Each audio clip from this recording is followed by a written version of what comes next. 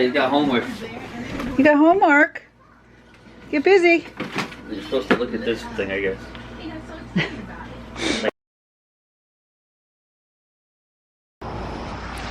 We just put Daniel on the bus.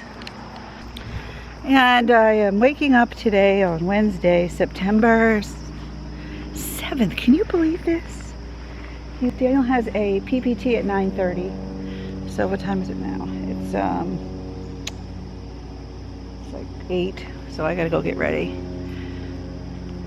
And it's basically to go over, I need to put together some questions. John was supposed to go with me. It's just that he took a lot of time off and he needed to go to work this morning. He felt kind of pressured and he was gonna call out sick, but then he really didn't want to. So the nursing case manager is coming with me, as is the DDS rep, Daniel's case manager for developmental disabilities. Just to kind of support the fact that just because Daniel has a nurse doesn't mean he doesn't also require help with education. That they're providing aids. They have like floaters and they have teachers in the classrooms who can help. It's really a lot to ask to be a nurse watching out for his medical needs and also be managing his education needs. It's not really their job. And my biggest fear is that they're going to stress out because she was so tired yesterday. And Chris, any nurse, doesn't even matter. These nurses could leave. We could get somebody else, you know. It's a very long day. And their day doesn't end at 2 o'clock. They come home. They work a full-time week with Daniel. They come home and they're here until 9. So we don't want them going to school and getting so completely exhausted. The nurse is there to monitor his health, take care of his needs, and be a support structure, a system, not have to engage the whole entire day, like without a break. So I think from the outside looking in, they're like, oh, look, he has somebody with him. He has a nurse taking him around and taking care of him. And why would he need 2 people? You know, people be like, oh, that's crazy, 2 people. But he really does. A floating para is only going to float by and then leave, and then what? Daniel can't continue an activity. It's not like you can say, start working on this, here you go, now finish and I'll be back in a little while. No, I don't know. I don't know, you guys. I'm just trying to make sure that he's in a good situation. The other piece of it is the health. Yesterday they had softball or baseball or whatever they were doing. I think softball, and they were in the gym. The kids are coming up to him and playing, and you know, he was having a good time, but they were helping him, holding his arms so he can hold the bat, which was great. I mean, he loved it. He was happy. He was very excited about it. But the PT later came over and said, you know what?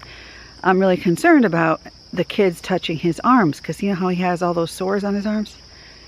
Daniel is a carrier for MRSA, and B, extremely susceptible to germs and infections. So they all stopped for a second and said, well, wait a minute, maybe we should have the kids wash their hands and use antibacterial soap before coming into gym class. Didn't seem like an unusual request, you know, so they did, and it worked out okay. And in the public school system, there's not the same element of concern about germs, like even about MRSA, which when you go to the hospital, it's like you're quarantined as if you have the bubonic plague, you know. You go to high school and they're like, yeah, squirt some hand sanitizer on it, put a Band-Aid on it, yeah, you're good. It's so different. So high school is, you know, 2 seconds from our house. It's like 2 miles away. He's familiar with it. His brother is there. They have an incredible, like if you have a special needs child with autism, they do have a pretty good program. They have good programming into their program.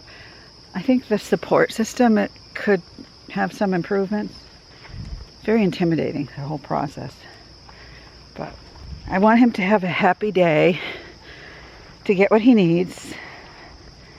You know, Daniel doesn't need to learn how to be a rocket scientist here. He just needs to be engaged and stimulated and have activities and you know, I mean, he's going to continue to learn and learn and learn, but he's limited, and so we don't want to overstress him.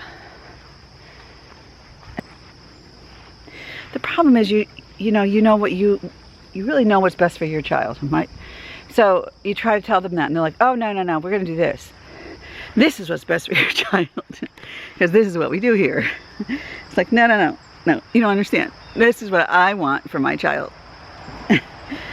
And then sometimes having a new set of eyes and ears is really helpful. Maybe he'll like this, and then lo and behold, boom. Even just going into a gymnasium, he loves that.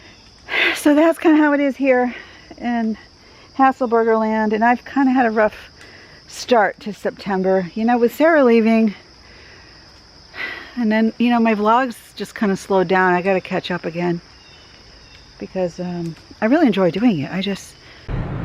Okay, so I'm on my way over to the high school now for Daniel's meeting about nursing and education, his PPT, and I'm a little nervous, but I think it'll go, well, let's just put it this way, it'll either go good or bad, and we'll see how it goes. And I'm just going to try not to be emotional, but of course I have 7 minutes to get there because I'm always late for everything. So I'm coming out of the high school now, and yeah, it's 11:30. I was there for 2 hours.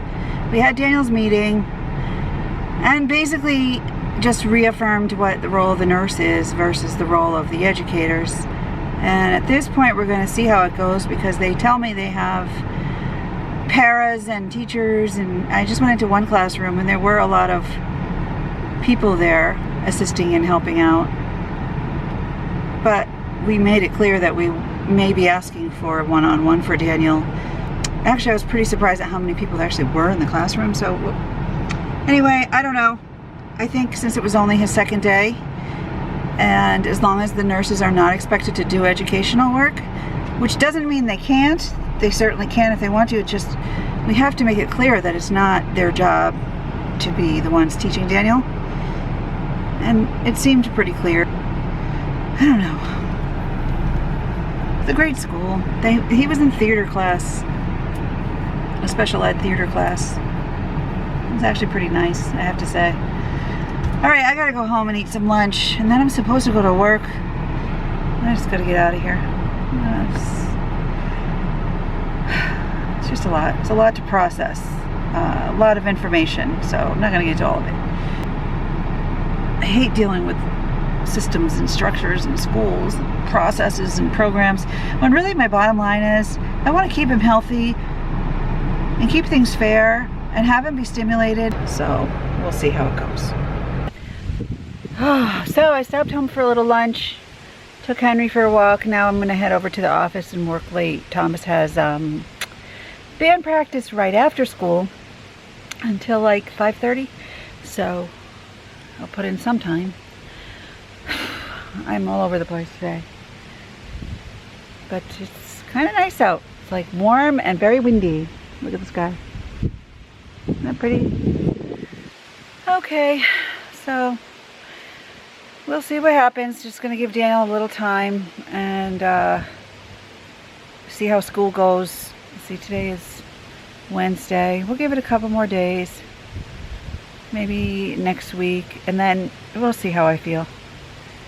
It might be just perfectly fine. I don't know. Well, if it happens, it happens, and we fix it. If it doesn't, that's wonderful. I just want to make sure my nurses are not expected to do schoolwork, because they're nurses and they come home after school and they have a long day until 9 o'clock. So I think we put that out there pretty clearly. Anyway, I have other options, but I have 3 years left with him in school, so you know what? I gotta make the most of it. But I like having him near me. I like having him in the same school as Thomas. And I just hope that they are very careful with him, because he's pretty precious and pretty unique, and he is the most medically fragile child they have in the school.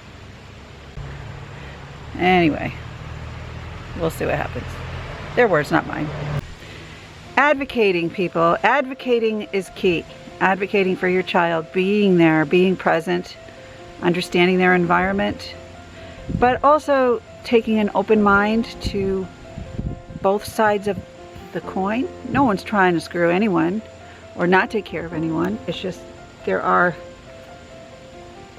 other issues that play, and you have to make it work in whichever direction you choose to make it work.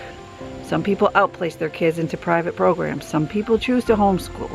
Some people choose to give and accept what is there. And some people, I don't know, you just do whatever's right for you and what works for you and your family and your child and what's best for them. So that's kind of what I'm trying to do. You know, it's a bigger picture.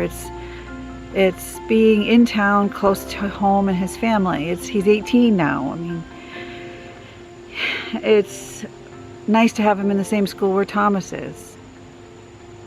I just really am very, very grateful for the nursing care that we have, because they help me so much. Like, I couldn't do anything else if I didn't have them. But you have to advocate. You can't just assume that everybody's going to have your child's best interest at heart, because they don't always know. You got to tell them.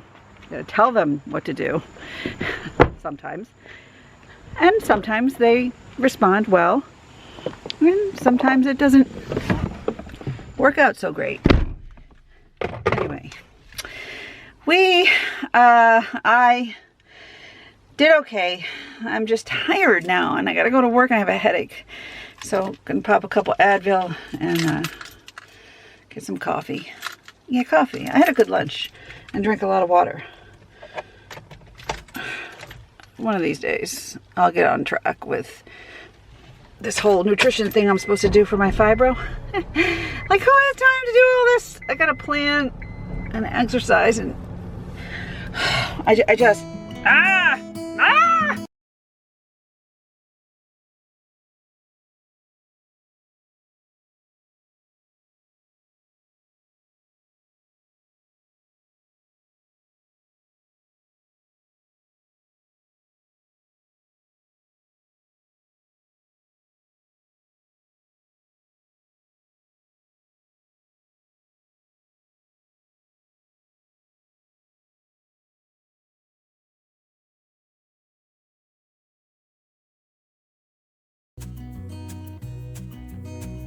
and I'm home again. Hi, Daniel. You survive? You got homework. You got homework? Get busy. You're supposed to look at this thing, I guess. Like a schedule. Yeah. And like homework, she said somewhere. Oh, this bag. We have to put 3 things in it to represent him. So I was thinking movies, like a movie, because he likes movies. Maybe a picture, if you have a family picture. How about a feeding bag, a diaper, and So like, and one of these over here. Like, so like, I totally had thought about, like, you know, his. we're at CVS at 7:38, and this has been like really not a real exciting day. I'm so tired, but I didn't realize I had to go pick up Daniel's seizure meds because we had a script we had to fill. Anyway, so I just got a phone call. I'm like, I hate when people call and they don't leave a message and you have no idea who they are, and they just say, hi, this is so-and-so, please call me back. You know, it's some kind of scammy thing, you know, otherwise they would have left a message. Anyways, that's what I'm doing. That's all. Going to the store to get the meds and then go back home.